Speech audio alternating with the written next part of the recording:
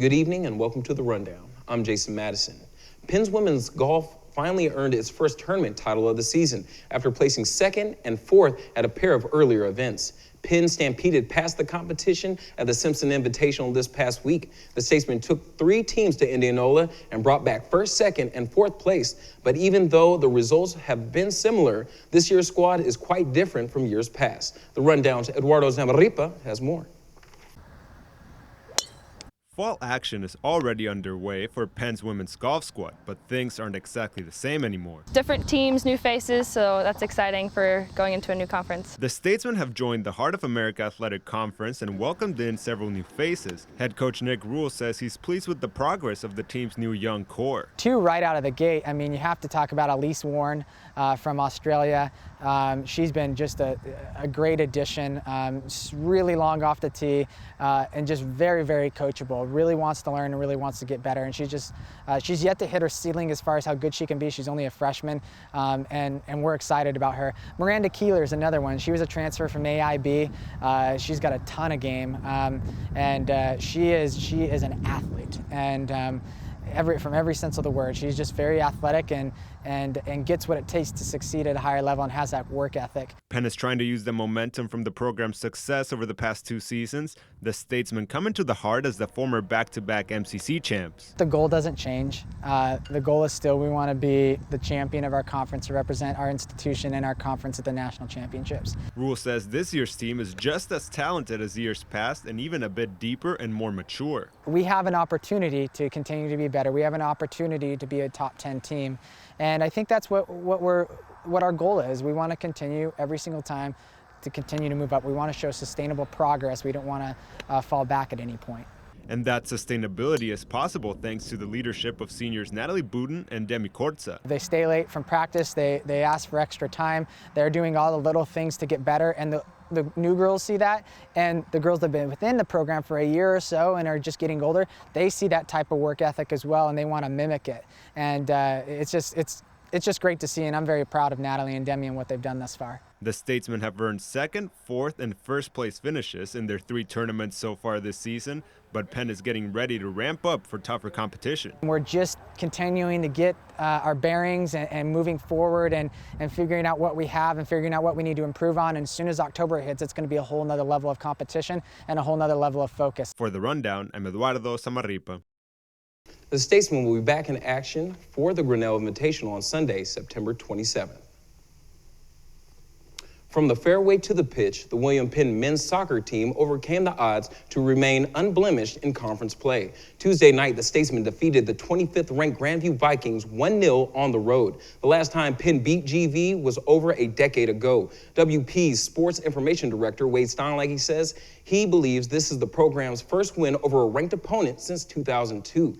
The Navy in gold is 5-3-1 on the year with a 2-0 mark in the Heart. Penn freshman Brad Jackson broke the scoreless tie at the 48-minute mark when junior Randolph Tamba and senior Angelo Kelly set Jackson up with a go-ahead goal.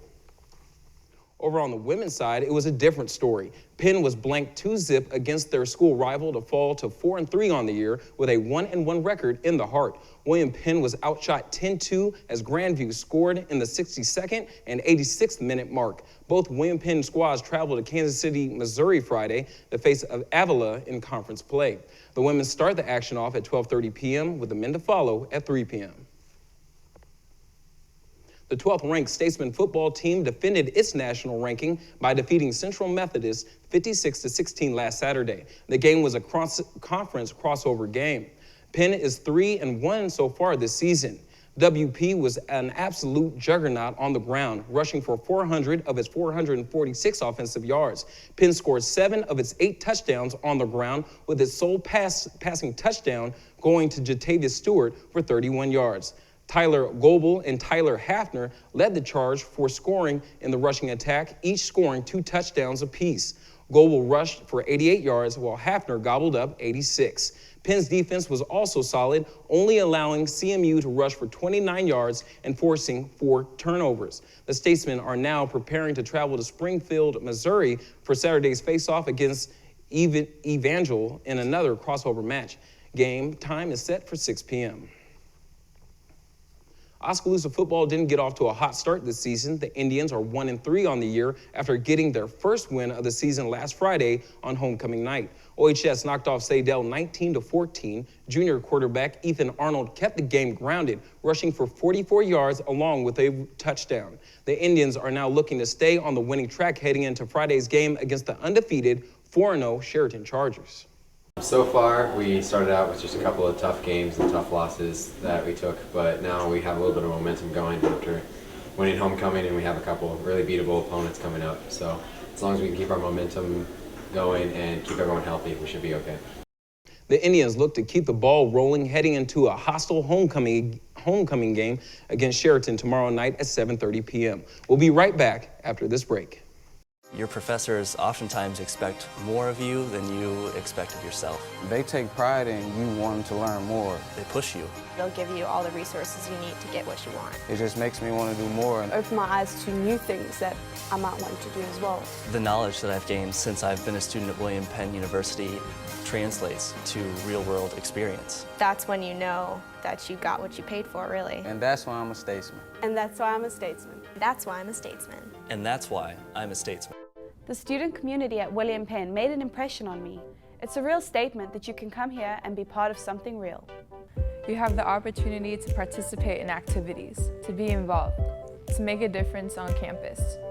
The coaches are awesome. It's easy to play for coaches that care about you.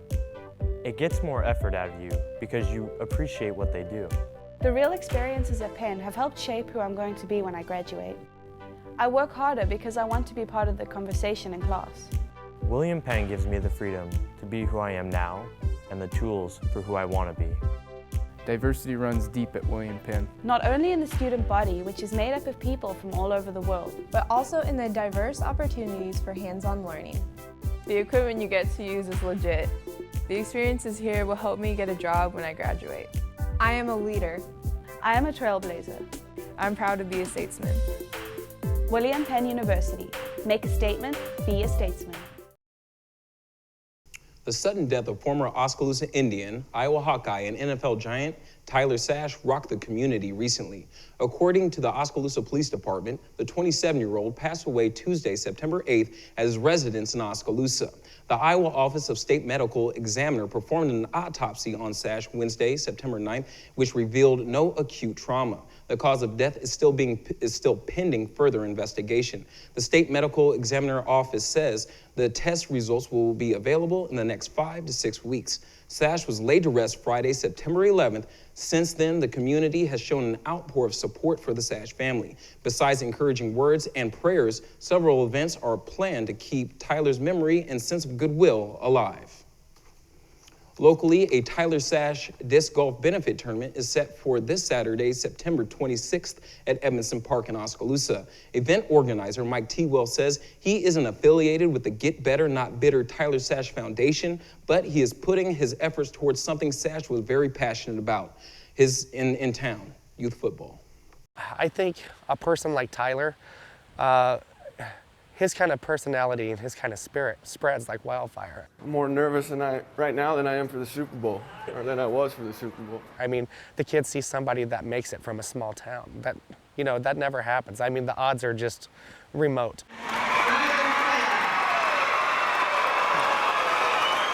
Tyler did it, that gives my son something to look up to.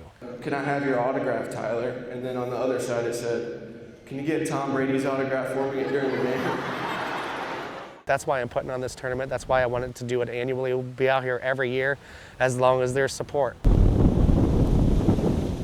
All the proceeds will go to the Oskaloosa Youth Football Club. Tewell says the donations from the event will help Quentin Plate maintain the tackling portion of the former YMCA youth football program.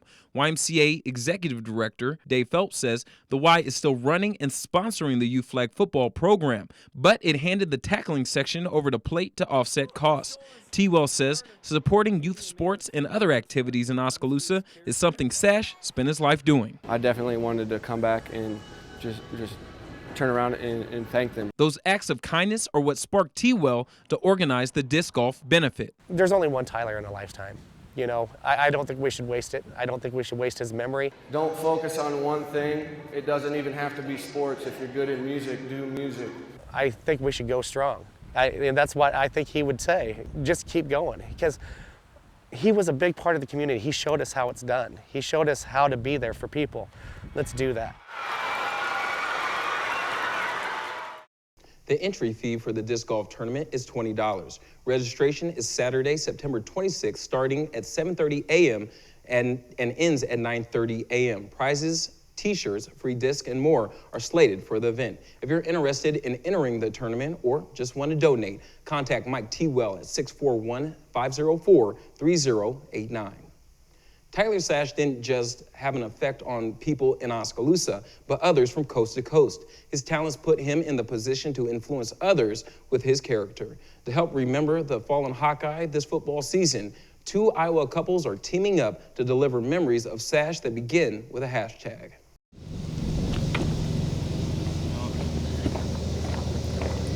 It starts here in Oskaloosa at MC Screen Print and Embroidery, a startup company inside a converted car garage that's only been in the biz for 4 months.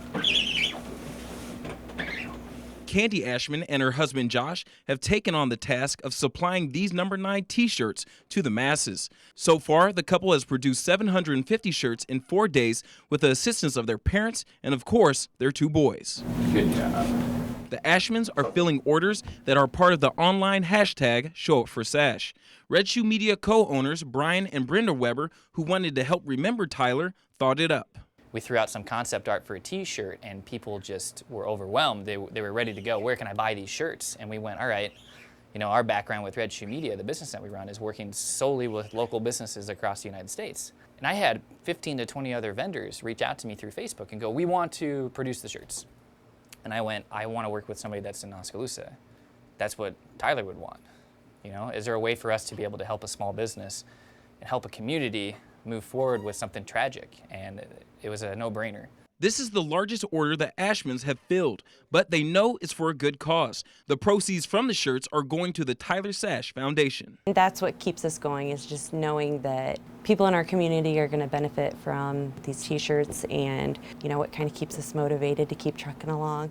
The husband and wife are off from their full-time jobs this week to make sure the Show Up for Sash tees arrive on time. They're working right now. We're not doing this. This isn't staged. They have to keep working, so don't tell them to stop.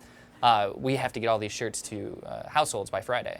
So anyone that purchased a shirt before the end of Saturday this past weekend, they're going to have these shirts available for the Black and Gold Spirit Day at Kinnick Stadium when Iowa plays Pittsburgh. With the rush on, the shirts are being folded, packaged, and sent on their way. Weber says this is the first shipment that's going out, but there's more to come. As of Wednesday, more than 400 additional shirts have been ordered, and the Show Up for Sash Facebook page continues to grow. The page is almost up to 3,500 likes since its creation a week and a half ago. On the page, people can share their favorite Sash moments. As the Ashmans continue to toil away, the Webers are delivering shirts around the state. If you're interested in the cause, check out redshoemedia.com or look up the Facebook page, Show Up for Sash. The t-shirts are $20. Changing gears, wet and muddy conditions in Des Moines didn't keep the Statesman cross-country teams from competing in the Grandview Invitational last Friday. The Penn men were 3rd out of 5 teams with a score of 64 points as the Drake Bulldogs won gold with a low score of 39 points. The Navy and Gold women finished in the middle of the pack in 4th place out of 8 teams with a score of 106 points. The Drake women also took first by matching their men's team with a low score of 39 points. On the 5K course, Laura Gann of Drake was the top runner out of 60 competitors, but technical issues kept time from being recorded correctly. Over on the men's side, Derek Wilson of Indian Hills Community College headlined the 49-person field with a time of 27 minutes, 34 seconds. Penn senior Okong Ekwe was the best in the Navy and Gold, placing 3rd in a time of 27 minutes and 52 seconds. Sophomore Peyton Bush was also in the top 10, finishing 6th. William Penn travels to Warrenville, Illinois this Saturday to compete in the DuPage Community College Invitational. Good luck this week to all our athletes in the area, and thank you for joining us here on The Rundown. We'll see you next week when we have the sports show. Thank you.